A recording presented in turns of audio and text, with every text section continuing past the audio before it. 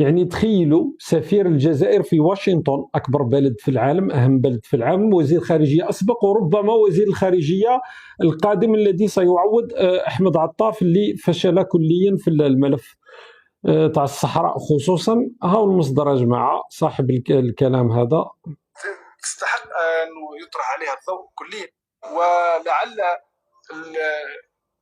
يبان مبالغ فيه، لكن حقيقي أن الدستور الأمريكي كتب خوفا من الجزائر، وهذه موثقة، وهذه المفروض تستحق أن يطرح عليها الضوء كليا لأنه موثقة، مصادر مذكورة عنه. ممكن حتى الأمريكان نيفي البحرية الأمريكية وجدت بسبب الأسطول الجزائري. بالضبط، الدستور والبحري.